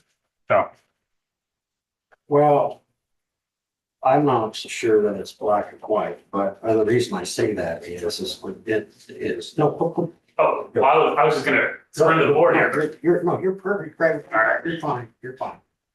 So, in regards to Article 3 of the Constitution, state constitution, the Iowa Supreme Court has held it will not find absence of public purpose except where such absence is so clear as to be perceptible by every mind at first blush. And it says the purpose of showing beyond a reasonable doubt a violation of the constitutional prohibition and of negating every conceivable basis supporting the governmental outlay apparently rest upon those persons alleging an unconstitutional outlay. The Supreme Court also stated that public purpose, quote, should not be construed narrowly. It must have sufficient flexibility to meet the challenges of increasingly complex social, economic, and technological conditions. So I don't see it as really being all that black and white. Well, that would certainly be what we stand on if there was an action against us. Right. And, it says the governing body shall defend its officers and employees, whether elected or appointed, and shall save harmless and indemnify the officers and employees against any full claim or demand. Now, I know that doesn't apply in this situation, and I don't know, as far as House File 862 goes, I don't see that quite as clear as you do, because I don't see anything in there that states the purposes that you enumerated, but that's okay too, because my greater concern, to be perfectly honest with you, is I just don't understand why we're still here. I don't understand who benefits from this. It's certainly not the residents of Jefferson County. I don't think you do, and I don't think Sheriff Richmond does. I know we don't. And for me personally,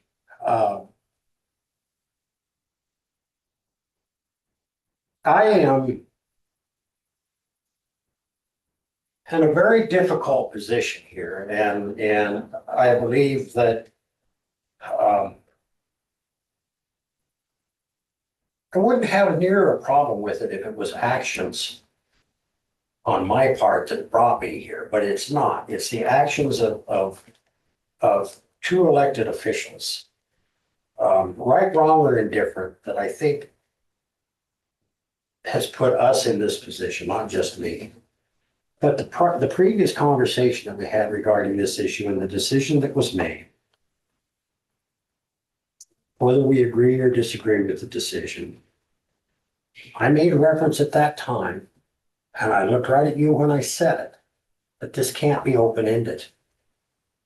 That I can't, we can't continue, I don't know where this ends. That's my concern. I would, if I don't want to have a fight with your office, I don't want to have a fight with his office, and I don't want the two of you to have a fight, because I don't think it does either one of you, I'm sorry. I don't think it does the residents of Jefferson County any good at all. Completely agree. None. And I would really beg you to drop this at this point and let's just move on from it and end it and get back to the business of the people. I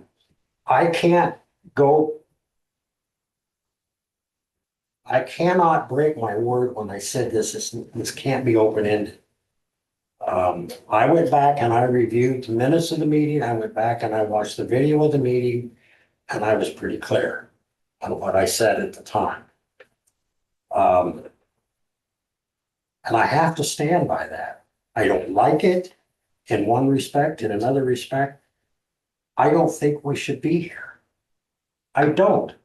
And I'm asking you personally as a friend to reconsider and end this and not pursue it any further. I would love that, Lee. I would love that, Bart. We are the defendant in this case. We didn't take this action. So Well, but I get that, but you appealed it. I did. So that was the action that you took. And that's what I'm saying. You have the option to withdraw that appeal and end it. And whether I'm not going to take sides as far as should he have popped the popcorn and put butter on it? Or should you have offered the butter or vice versa? I could care less about the popcorn and the butter at this point. I'm looking at what I think is the bigger picture, and I see no winners in this at all. None. I think that we all come up losers.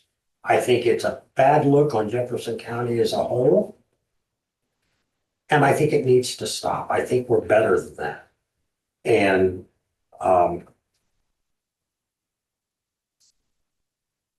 I'll be the first to say, I make mistakes all the time.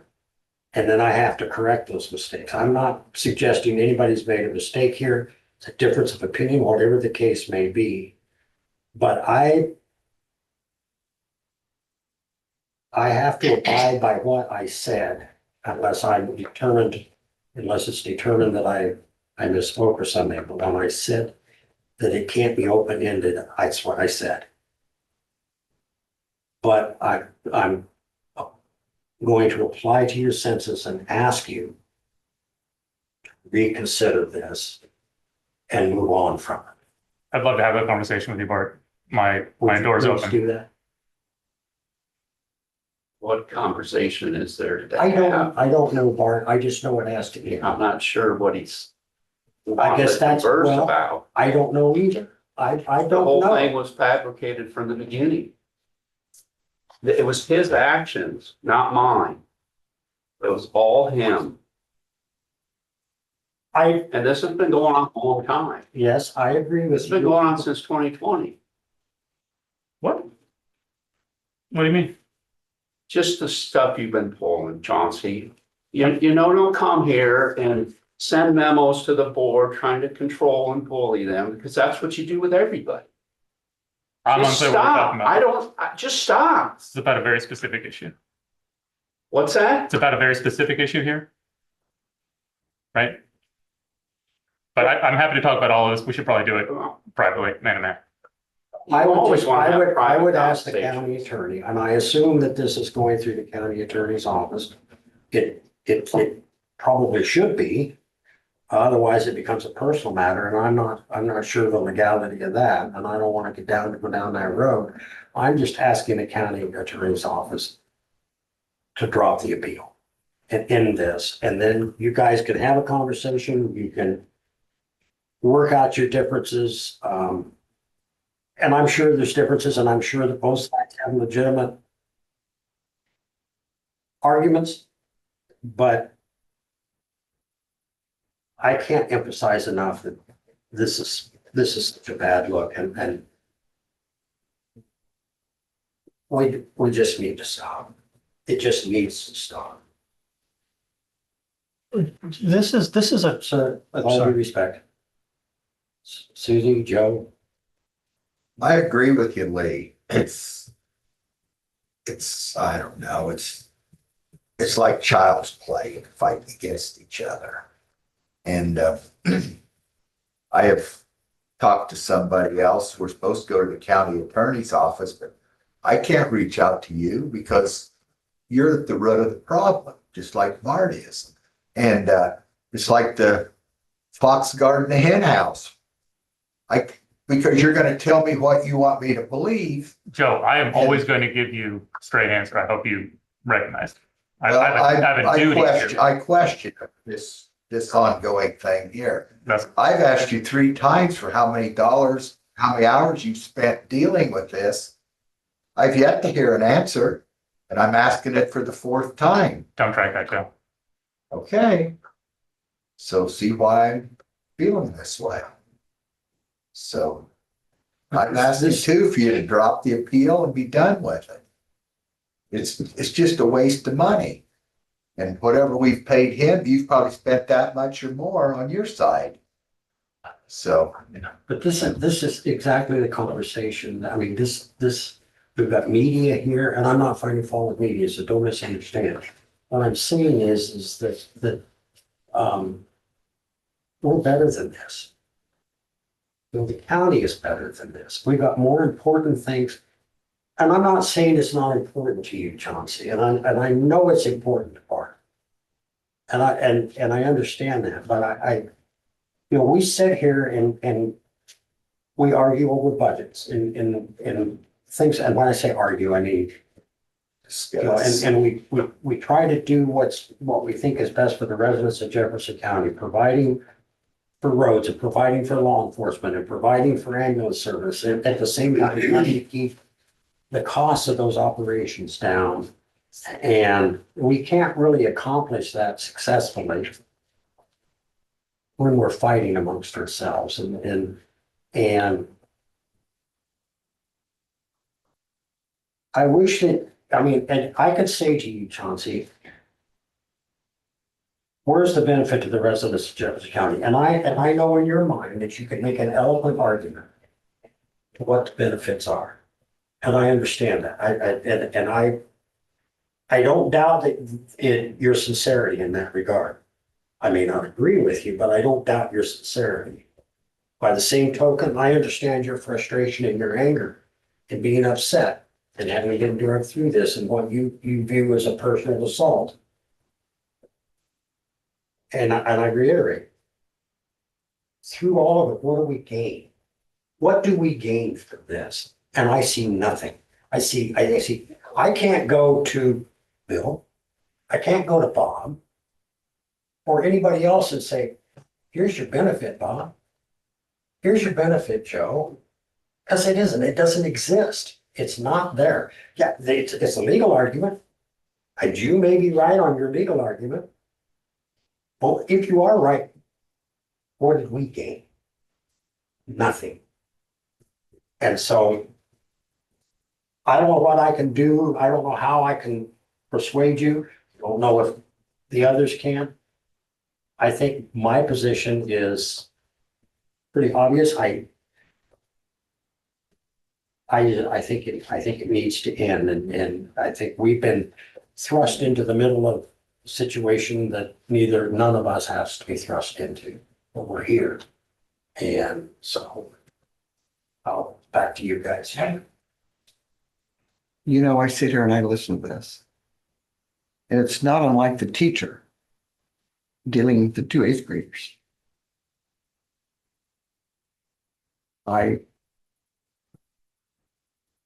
We all need to respect each other. We're working for the people in the county, not our own egos.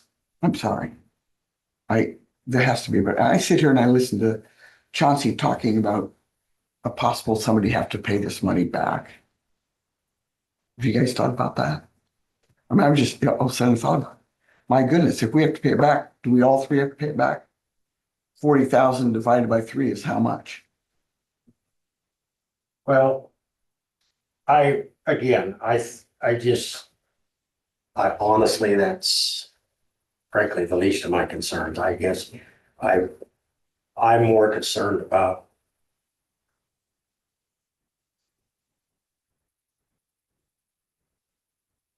I don't know what.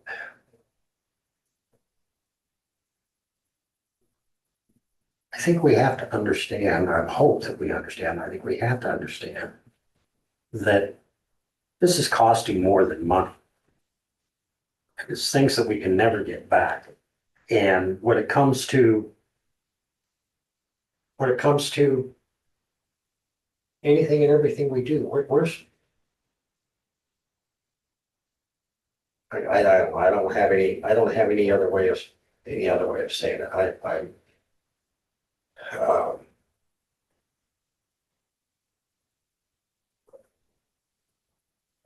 I asked you multiple times, I guess, and I'm asking again, because the ball is actually in your court. Did you know that? And so, part of the basketball. Yeah, I got had a preference, but that wasn't intentional. But it is, the ball is in your court. Bart, I would love to put this stuff behind us. I think we should have a conversation, you and I. I'm asking you to take that step, just as I'm asking him to take that step. I'm not asking you to acquiesce to anything, but I would like to see the conversation take place. And The only problem is it's $40,000 too goddamn late to have the conversation. Bob, Excuse me, if I'm not supposed to say anything yet, but I've been here long enough. you're not, because it's not public comment. Well, So you don't want to hear what the public's saying. That's the problem. You both fucked up. okay. No, you did, by coming in here. No, I did not. I'm here because people asked me to come in and say something. Okay. So that's what I'm doing. And you had the same thing told to you at McDonald's 3 mornings in a row. And I told you we didn't use taxpayer dollars. Okay. So I apologize for that. I think we all need to watch our tempers. Yeah. And It's so not called for. We are elected to lose our tempers. Right.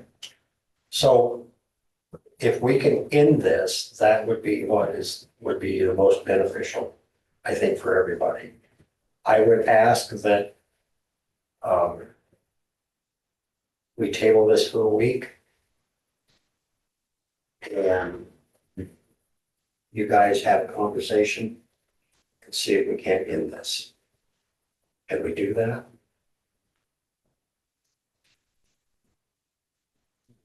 You can do whatever you want. It's your meeting. Well, there's no point in, we can't do it. We can't have the conversation. If I could wave a magic wand, okay, I'll take the straw out of my cup. Don't do that. Okay.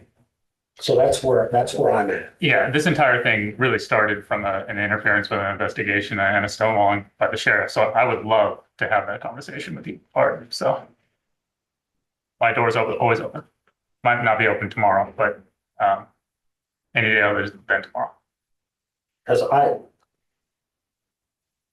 I think that's a best case scenario. We can end it. If we can get the appeal dropped or pulled or whatever the technical term is. Yes, sir.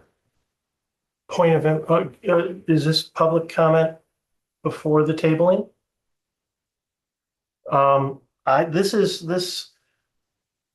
This is important to every citizen here, everyone who votes for you and everyone who can't vote for you, everyone who lives in the county, is that there needs to be a level of trust between the sheriff's department and the county attorney.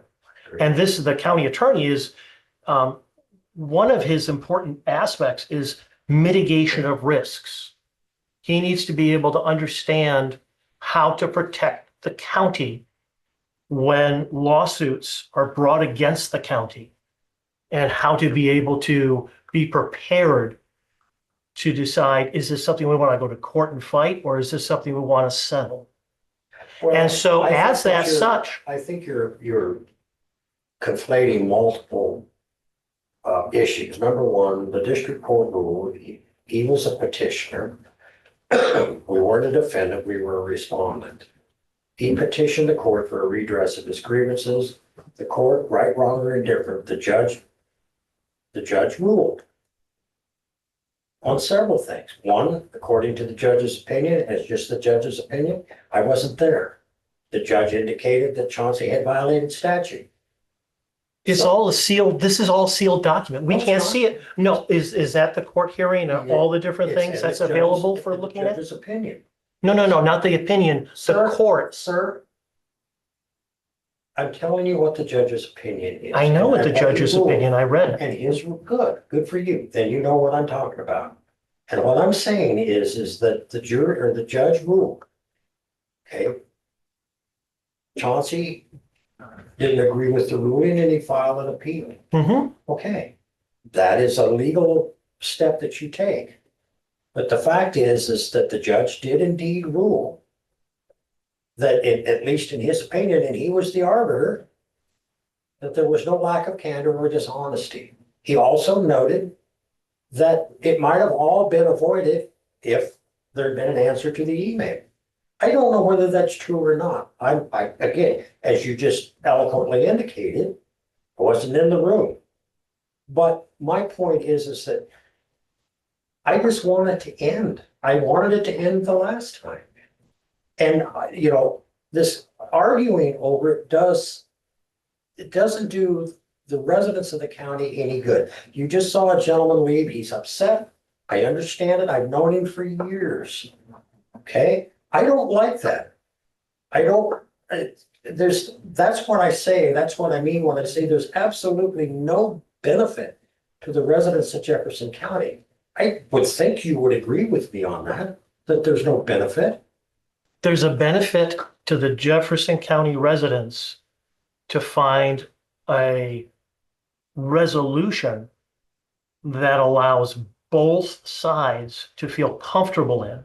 Right now, And let them work it out. they haven't worked it out yet. So I'm And how much asking them longer to- will it take, and how much more money will Bart have to potentially spend? Exactly. That's why I wanted To do end. this. It That's why I won't. wanted to end. It won't. They have differing opinions in their professional approach. And so Okay. Okay. Yes, Susie. Why do I remember? I don't know for sure if I remember. Somewhere in my mind, I remember you saying at that meeting, when you guys approved to do this, that there would be no more money, that you were Exactly. done. Exactly my point. I'm saying I'm true to my word. But that I just doesn't, wanted to point that. no, well, I pointed it out earlier. It's in the minutes. Uh-oh. Okay? All right, I said it. you did. I heard it. And so my issue is that if I have an obligation in this, it's to try to implore you, the person who has the control of the reins at this point, to stop, to end it. And that's what I'm asking. I think that that's in the best interest of everybody. And both from a professional standpoint, from a personal standpoint, from Jefferson County as a whole, and I mean the residents of Jefferson County. I trust Bart explicitly when if I'm out in the middle of nowhere and I need help, he'll put his life on the line. I believe that you would do exactly the same thing. I don't think that there's any question about that. And I'm not concerned in that regard. The same as I trust our folks that run the ambulance. I mean, so, You're 100% right. This never really should have got to this place. And I think that's clear in the judge's ruling. It's really unfortunate that we're here. so when I say let's move forward, I mean, let's drop it, let's stop it and just end this and that's me. I'm gonna have to go to the bathroom again.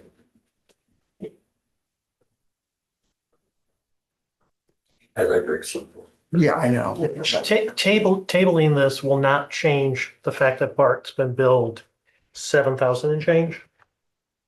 Under 7, yes. Okay, so 6,000 and change, yeah. That he's gonna have to pay or someone will have to pay. Okay, so the conversation is with us. It's our responsibility to do so. Well, you said we were tabling it, correct? Well, we can, yes, but I also agree that if you guys can, I don't see any need for it to be back on the agenda if you guys can end this. At all. I mean, I know what I have to do. I don't like what I have to do, but I know what I have to do. Because I know what I said. But you just said, you just acknowledged the judge's ruling and that it didn't. So I'll take you at your word and we'll.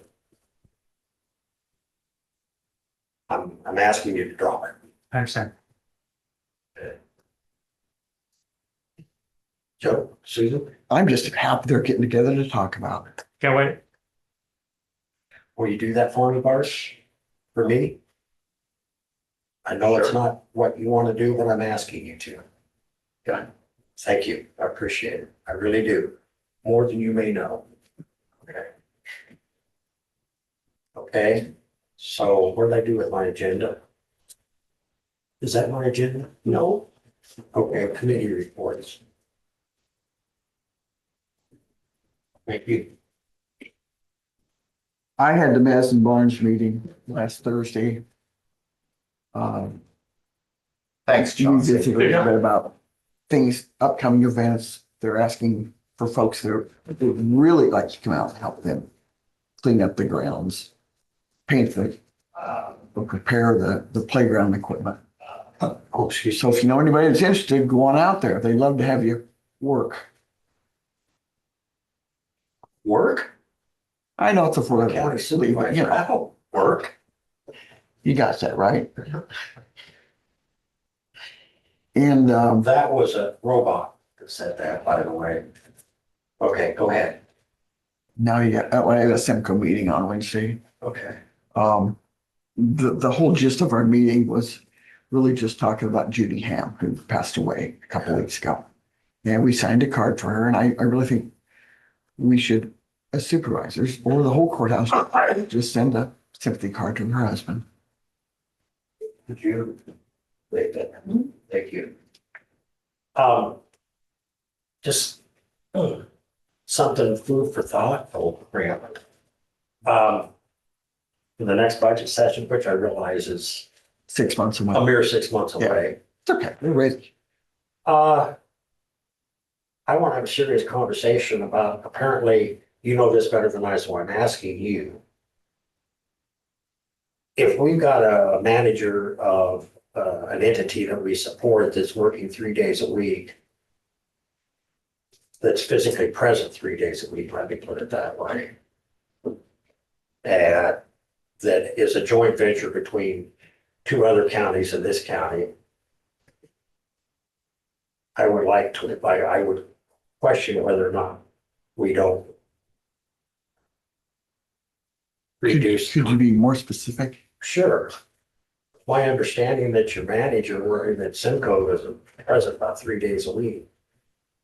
By my You man, know, I don't know. He's always there when I'm there. okay, that's what I'm saying. So that's what I'm asking you to find out, because by my math, if he's only there 60% of the time, he should only get 60% of the wages. And we should cut our contribution by 40% there.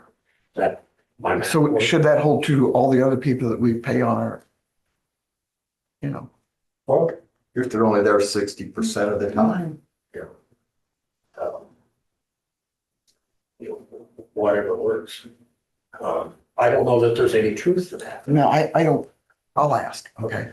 The one thing that goes on every time we have a meeting, we compare what Wapello County's charging at their landfill, what Iowa City's charging at theirs, because there are folks that, you know, if it's cheaper in Iowa City, Abby will take her stuff there. If it's cheaper in Ottumwa, Christie will take her stuff there. So, you know, there is that factor where we're competing against a lot of other people. But if you haven't been to Simcoe, it has really cleaned up. Well, no, I'll be honest with you, when I take trash, I'm fortunate enough that I can take it out to Conley's. Yeah, I do too. And they pick it up and take it out to Simcoe. Yeah, and I appreciate them for that, I really do. Yeah. So back to Madison Barnes, if you want to donate some time, go on out there. Donate? I could push you on a swing set. How's I that? see, okay. So, is that, oh, yeah, oh, sorry. You're Oh, yeah. Yeah. Joe? I had a Resilient Action Committee meeting last week. Oh, you what? Oh, right. Resilient Action Committee.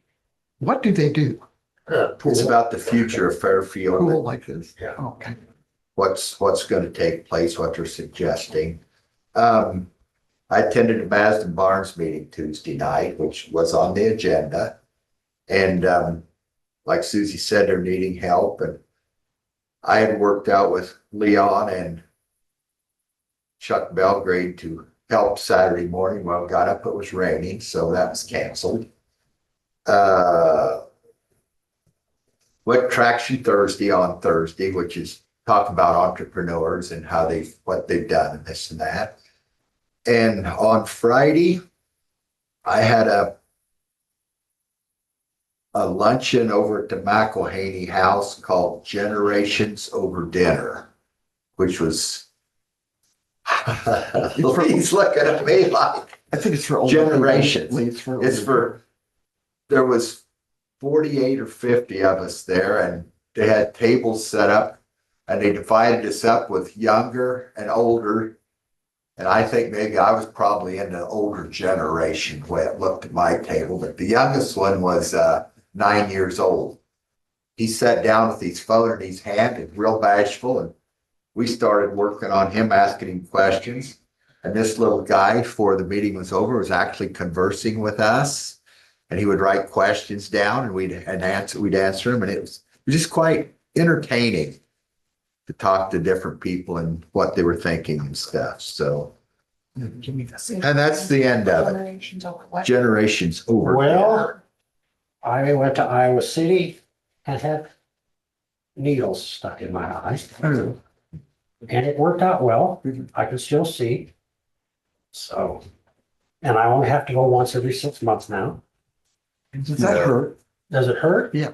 Only when they stick it in the eye. No. No, not really. I mean, there's a little bit of some reason in the right eye, I feel it more than I do in the left one, but there's a little more of there's a stick when they go into numb them. And then after that, no. Worst part about this, as far as I'm concerned, was the dilation. Oh. It's a little hard to see oncoming traffic when you're right. You know, as a community service, you should let people know when you're going, Well, on your route. I guess there's a point to that, I suppose. So, They don't ask you if you have a driver. oh yeah, they do. And I tell them no. I go to Hardee's. Imagine that. Did you know that the Hardee's in Iowa City is owned by the same people that own the one in Mount Pleasant and Atone? I had been to Burlington, excuse me, Burlington. Burlington, Mount Pleasant, and Iowa City. Because I see the same lady in all of them. That or she's stalking me. Yeah, she has You 3 said your jobs. eyes were dilated. Are you sure? Oh, I'm positive. I'm positive. I recognize the voice. So, what do we have next? Public comments. Oh, okay. I guess the public I is guess they already commented while they were here. evidently, other than anonymous. Huh, wonder who that is. Well, hearing none. Allow claims and approve reports in the amount of $128,545.60.